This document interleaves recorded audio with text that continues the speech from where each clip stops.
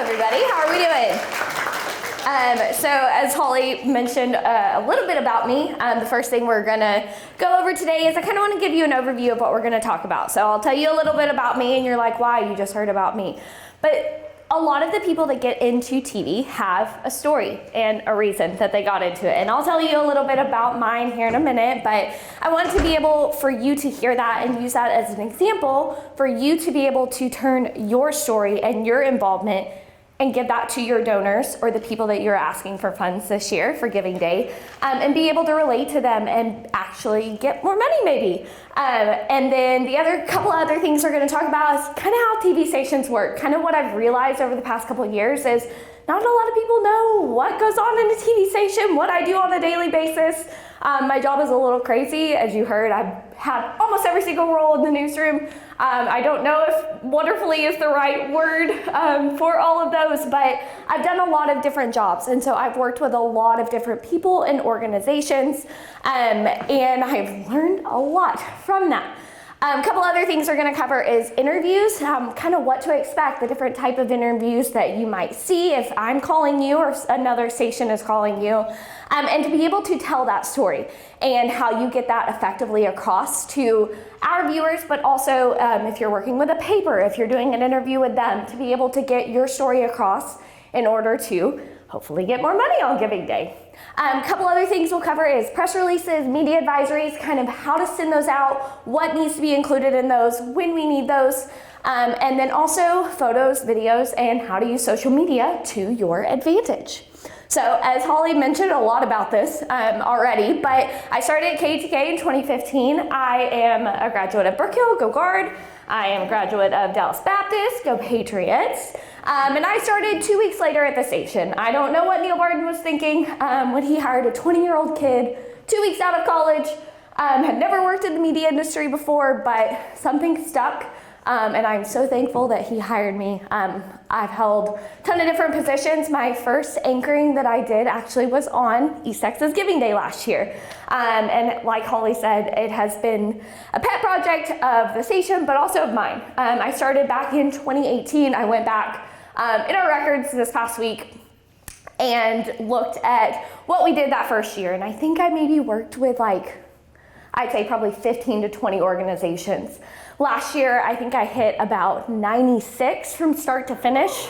My goal was 100. I did not meet it. That's okay, because we're going to hit 100 this year. I am bound and determined.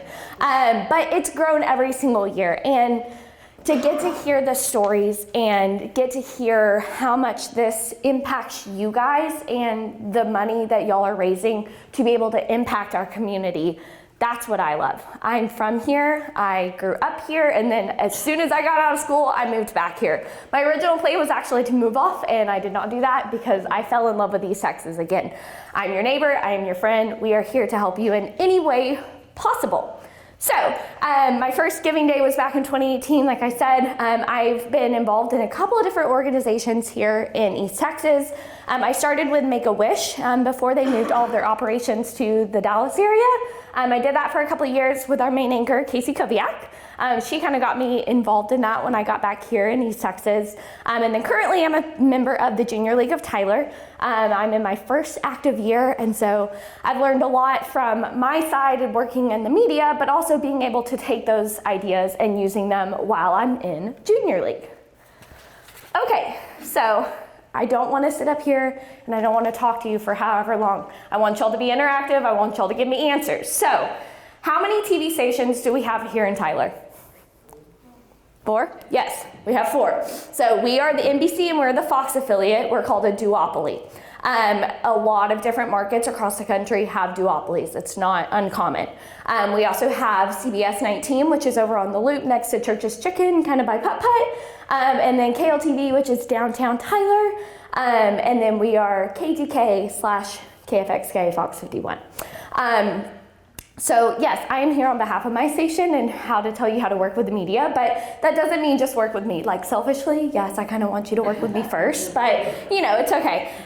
If you go and do 4 different interviews or 3 different interviews and with a paper, great. That only helps you guys. That only helps you get your story out and to, you know, reach more people to be able to get more money from East Texas Giving Day.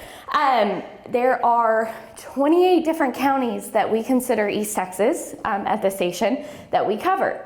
As you can imagine, 28 counties is a really, really, really big area. Do I have anyone from like the more northeastern, Bowie, Titus? All right, where are you guys from? Texarkana. How long did it take you to get here this morning? 2 hours. Okay, so if you can imagine, it takes them 2 hours. It's probably going to take us, we'll say 2:15, 2:30 if we're driving respectfully.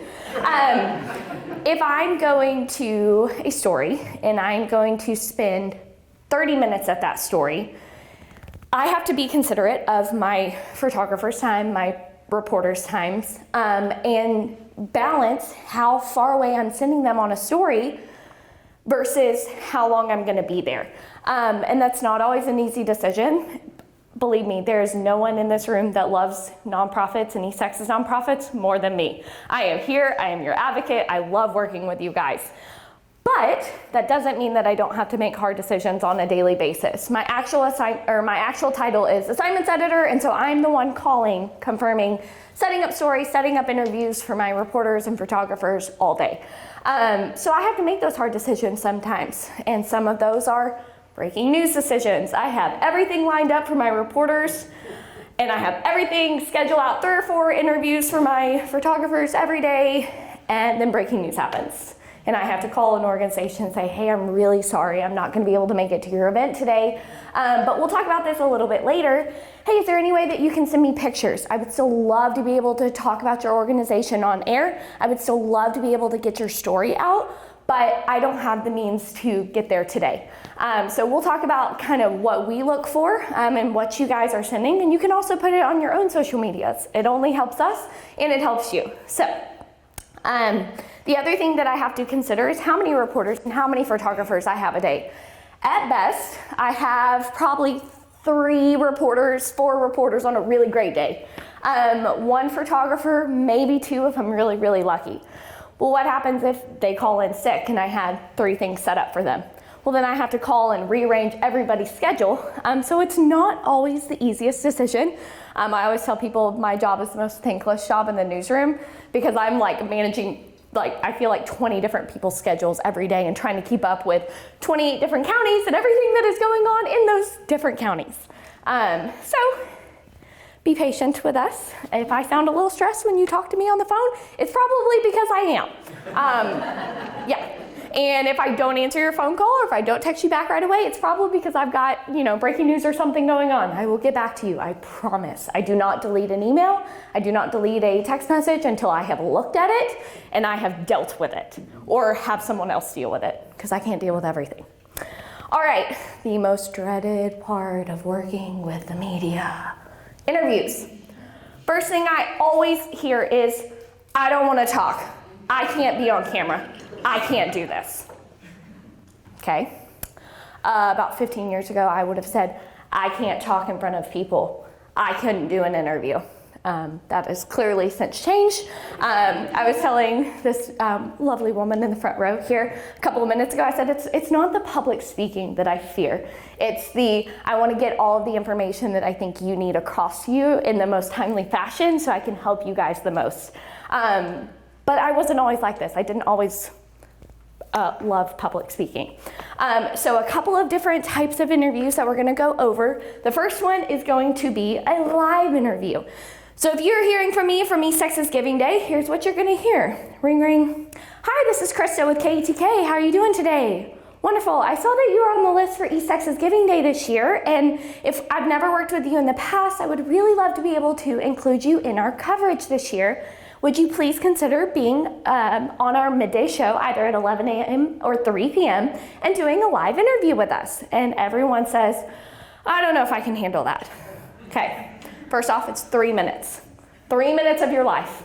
Yeah, you're not gonna get that time back, but I promise you it will be impactful. 3 to 4 minutes is about typically how long they take. So we also take every interview we do, we post it online, and we also post it to our social medias, which you guys have full access to. Y'all can share that. We put the links in there directly to your page, not just the generic East Texas Giving Day page. We go in and we put your specific foundation or organization's donate page in there. So you can ask Holly. My first thing that I do every year, I have my list right now. It's all color-coded and really pretty and everything because I'm an organized person. The first thing that I do when I get this list every single year is I go through and I mark who I've worked with in past years, who I worked with last year, and then who I would like to work with this year. Just because I've worked with you in past years doesn't mean that I don't want to work with you again. There are a lot of times organizations that have never participated, and I really want to give them an opportunity to dip their toes into working with the media and get a taste of what that's like to be able to help their organization. A lot of the times they're brand new organizations and they don't know how to facilitate that. And a lot of the times I'm calling you out of the blue and you're hearing my phone speech that I gave you a minute ago. It's almost the same thing every time. I sent out about 20 emails last night before I left the station for people that I've worked with before. It just depends on who responds back to me. Right now, we have almost every single day available. The closer that we get to the month of April and to Giving Day, those obviously take up time. And I only have so many spots that I can fill. But yeah, depending on who calls me back first. Typically for East Texas Giving Day, for those 2 hours, we have about 6 to 7 live guests for both shows. Okay, so if this doesn't work, can you just... Yeah, I can talk about it. So basically what they are going to come in and they are going to do is they're going to bring you in, they're going to mic you up, they're going to have you put on a mic like this, and they're going to bring you in and they're going to say, hi, this is so-and-so. Welcome back to East Texas Live. Joining us now is Heather with the Gold Network of East Texas. She has come in plenty of times. We've done plenty of other stories with her not related to East Texas Giving Day. And they will ask first, tell me a little bit about your organization. I know what your organization does, but my viewers may not. The people who are watching this interview may not. I've done my homework. I know what you do. I look all of y'all up every time before I call you and say, hey, would you like to do an interview? But also the anchors might not know. This is a lot of the work that I do behind the scenes, but that doesn't mean that they always know what's going on because they're getting thrown in 15 different directions and they're trusting that their producers are doing the homework for them. So they will come in, they will say, hey, can you tell us a little bit about your organization? Be able to give me a couple of minutes or maybe 30 seconds to a minute description of what your organization does. If you're taking notes, main points, please, please, please, please, please, for the love of God, do not say, yes, no. That tells me absolutely nothing. You are here, I am giving you valuable time on TV, and the last thing that I want to hear you say is a yes or a no answer. I am asking you open-ended questions, and I've done this enough, I've anchored enough now. I'm the one that's asking a lot of the questions. Please don't give me yes or no answers. Drives me up a wall. But it also, we have 3 minutes to fill. So if you're giving me yes and no answers to everything, it's gonna be like a 1 minute, 1:30 interview, and you're out of there. And I don't want that for y'all. I want y'all to be able to get your message across and to be able to tell your story to the people that are watching and your donors. We're probably gonna ask you only 3 or 4 questions. So I can't do this, I can't talk on TV. It's 3 or 4 questions, that's it. That's all you have to handle. Pretend like the camera does not exist. When you are there and you are sitting there, you're having a conversation with me. I want you to tell me about your organization and why I care and why someone should donate to you. Don't focus on this camera that's sitting right here. A couple of other things to remember is if you have any photos or websites, we're probably going to pull up the East Texas Giving Day website and we're probably going to be able to already show that. But if you have something specific that you want to talk about, you have a camp that happened or photos of a really neat experience with people in your organization, send those to us ahead of time. We would love to be able to show that. Maybe I can click through here and I can show you. So they're gonna take like a one shot of you. Don't be freaked out. Still look at the anchor, don't look at the camera. Please don't give me these eyes into the camera. It creeps people out, okay, even me. Okay. So as you can see, we have video from a story that we shot with the Gold Network. And we can put that up during the interview to where your face is not on camera the whole time. That's the producer's job. We're probably taking care of this. Whatever we're showing the Tyler Gold Run, we're talking about whatever we're seeing on the screen. That's our job, is to be able to help you tell your story. The other thing is when we pull up the website, we're gonna scroll. I know it's in here, hold on. Somewhere. So we can scroll down your website and there's, look, that big donate button right there. That's awesome. We wanna be able to show people are dumb sometimes, right? Okay, you have to tell them exactly what you want them to do. The big gold donate button makes it really easy. Say there's a donate button on the home screen of our webpage. Please go click that. That's how you easily donate to us. Make it super simple and easy for them. And then the last thing they're gonna ask you about is contact information. So before we go, we're gonna say, hey, is there a way that you would like people to contact you if they'd like to donate, or if they would like to help volunteer with your organization? Maybe they can't donate this year, maybe they can next year, but is there something that they can do to help volunteer with you guys and get more involved in your organization, or even just to learn more about your organization? And also at the bottom of your screen, we call these things keys or supers or macros, whatever you want to call them. We will also put like for more information and your website there. So it's also another tool for us to be able to point people in the right direction to your organization. Okay, couple of different types of interviews. If I'm calling you for Giving Day, this is probably what I'm asking you to do, a live interview. If you really cannot muster up the courage to do it, that is okay. I will be a little sad, but that's all right. I'll get over it. The second thing is recorded interviews. So if you're saying, hey, I don't have the time to drive 2 hours, I can't make that work. Okay, sorry, I thought that was a video and I really freaked out for a sec. I was like, I don't remember there being music on that video. So if you can't muster up the 2 hours out of your day, because that's what, a 4-hour round trip drive for you, to spend 3 minutes on TV, totally cool. We can do recorded interviews. Sometimes those are going to be, we're coming to the event that you're at, that you're hosting, like the Gold Run. If we show up, we're probably gonna say, hey, I need someone to do an interview. Very similar. A couple of differences. First one, if you're taking notes, this is one to write down. You can start and stop as many times as you would like.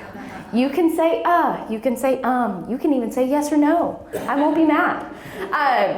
But it gives you an option to collect your thoughts and focus on what you need to say to get your point across. We're probably gonna ask you maybe 5 to 10 questions at this point. If we're coming to you, or if you're coming into the studio, we can sit down with a camera. It doesn't have to be in the studio. It can be in our green room or a conference room or whatever. You're like, hey, I'm in Tyler. I'm gonna swing by the station real quick, but we can do an interview about it. Sure, no big deal. We're probably gonna ask you about 5 to 10 questions. First thing I'm gonna ask you, please say and spell your first and last name. Sounds really simple, right? People get tripped up on this all the time. Please be able to say and spell your first and last name. Second question, we're probably gonna ask you, what is your title? And a lot of this is just to facilitate a conversation.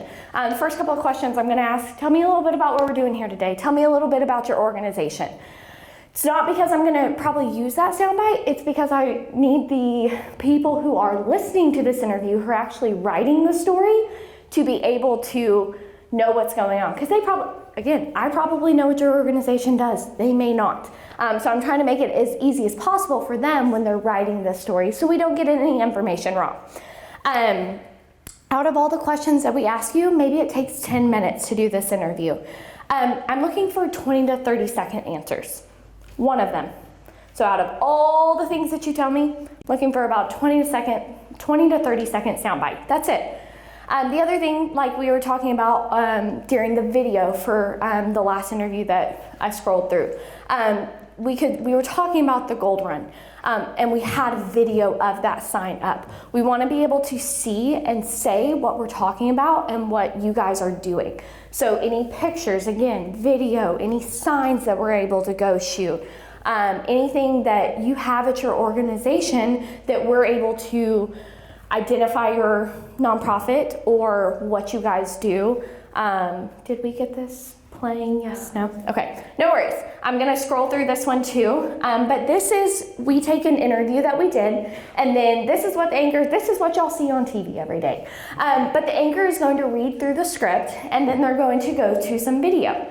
So in this one, she's talking about the Longview Dream Center, and they got a grant given to them by a credit union over in the Longview area. And so we're talking about them donating. We're seeing the check, we're seeing their name, we're seeing their logo on the screen. We want to be able to see and say what we're talking about. It helps tell your story better. When you watch a movie, you're looking how the video impacts the story. You could listen to an audiobook, but it's not the same as seeing a movie or seeing a video. So if we're going to be taking video and everything, we want to be able to show our viewers something. The donations that they're asking people for, what they do on a daily basis, the shoes that they're giving out to the kids at their organization. This is the 20 to 30 second soundbite. Super quick. We're going to pop up your name. That's why we ask you to spell it, because I have a very unique spelling of my name. I don't think I've ever had anyone off the cuff spell my name correctly. It's okay. It doesn't hurt my feelings at this point. Now, I had 29 years to prepare for that. But this is why I ask you to spell your name, because I want to make sure that we get your name spelled correctly, or your organization's name spelled correctly. My biggest fear is misspelling people's names. I really dislike it. And then we're going to go back to the normal key, and it's going to say whatever the story is talking about. But the 10-minute interview or the 5-minute interview that we did with you, this is what it gets turned into. It's a recorded interview. Another type of interview we're going to talk about is virtual interviews. All right, who just really loved the pandemic? So much fun, totally did not screw up your plans for your organization at all whatsoever. You didn't have to pivot at all. Yeah, well, the news business did too. Yes, I still went to work every single day. My life kind of was very normal. I still went into the station every day, and a lot of what I hear is nothing good came out of the pandemic. I will argue with you. One good thing came out of the pandemic. People learned how to use Zoom and Skype and FaceTime and all the wonderful technology that we have that works until it doesn't. Hence my videos. But one of the really great things that I learned out of the pandemic is the 2.5 hour away organizations. I can still include them in my coverage very easily. All we have to do is jump on a Zoom call or a FaceTime or a Skype call. I've done some with Kyle from the Communities Foundation. We called him, it's probably been 2 or so years ago. We called him and I said, Kyle, I need to do an interview about Giving Day. He said, cool, I'm in a hotel in like Florida somewhere. I said, okay, can you jump on a Zoom call for me? And he's like, yeah, sure, that's fine. So hopped on the Zoom call. He's like, let me get logged into the Wi-Fi. Let me boot up my computer. Logged in, got the Zoom up. We took about 5 minutes, got everything we needed. One of the pros of doing Zoom interviews or virtual interviews just in general, it's faster. I can do it from anywhere. I can include so many more counties. You're saying, you include counties outside of the Tyler area. Yes, one of the most important things to me, I've told Holly this probably 30 times over the past couple of years, is I want to include as many organizations as I can from every single county. It's one of the things that I look at when I'm looking through this list is, am I hitting every single county that is in those 28 that we cover? Is there an organization from that